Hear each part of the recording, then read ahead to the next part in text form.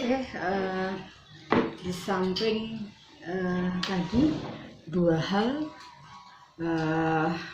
problem yang dihadapi oleh perempuan, misalnya kaitan dengan budaya patriarki, kuatnya laki-laki dan perempuan itu lebih dinilai lebih utama laki-laki, ya, karena masih ada hubungan dengan budaya tadi. Yang kedua, semua pihak memberikan kesempatan kepada perempuan, termasuk partai politik, lebih-lebih ini karena hubungannya dengan caleg misalnya, itu tidak hanya sekedar mengajukan pemenuhan kuota biar tidak dibatalkan sebagai peserta pemilu, tapi juga menyiapkan caleg yang diajukan tadi, perempuan tadi itu memang betul-betul yang mumpuni, yang berkualitas, yang memahami betul bagaimana memahami politik, memahami daerahnya ketika nanti terpilih dan sebagainya. Kemudian yang perlu diupayakan lagi, kita sebagai perempuan ketika ingin antara laki-laki dan perempuan bisa sejajar, bisa setara, mari kita melakukan pekerjaan yang melampaui sebagai seorang perempuan misalnya. Nah, ini melampaui yang dilakukan oleh laki-laki. Biar kita itu tidak dianggap perempuan lemah, perempuan tidak mampu, perempuan hanya sebagai jangkep-jangkepan, hanya pemenuhan kuota. Nah, mari kita lakukan secara maksimal peran kita di berbagai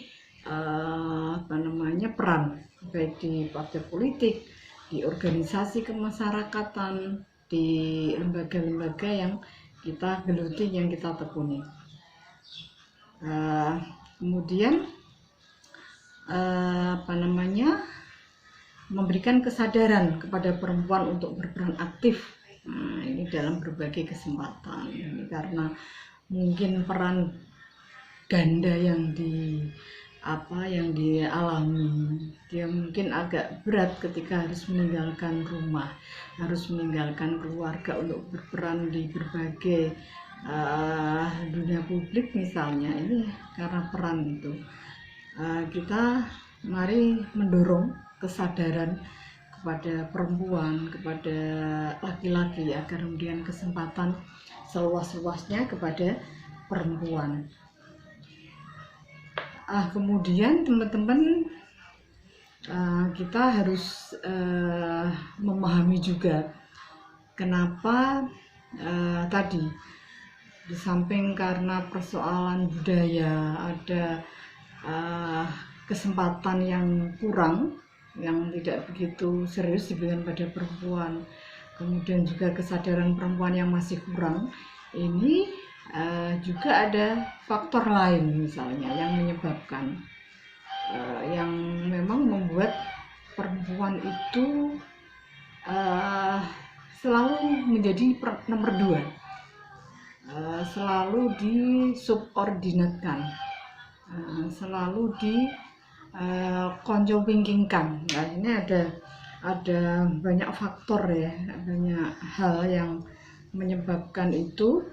Nah, bagaimana untuk membuka itu semua agar bisa sejajar. Nah, ini memang kita sebagai perempuan harus meningkatkan kemampuan dan kapasitas kita. Itu misalnya melalui pengembangan SDM. Nah, kita mari, meskipun peran kita sebagai ibu rumah tangga, jangan ketinggalan informasi. Di rumah ada waktu luang, mari kita baca buku, mari kita mengikuti perkembangan informasi, lihat HP, internet, dan sebagainya. Kemudian ini dalam rangka pengembangan SDM. Yang kedua, ini pengembangan organisasi. Nah, kita advokasi terhadap perempuan ini masih belum secara utuh. Mari kita bersama-sama organisasi perempuan melakukan kerja bareng, melakukan pemberdayaan terhadap perempuan, pendampingan dan lain sebagainya.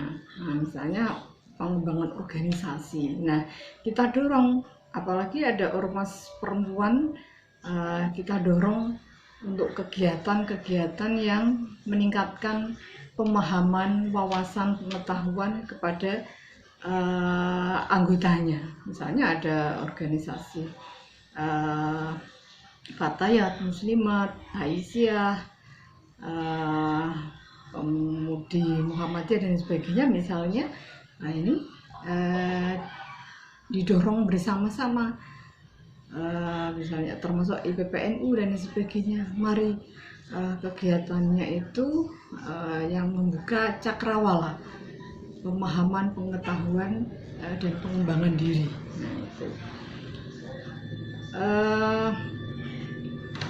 Ini beberapa langkah yang diambil untuk bisa menjajarkan antara laki-laki dan perempuan. Mungkin itu bisa kita sambung pada tema yang lain terkait dengan perempuan. Saya kebetulan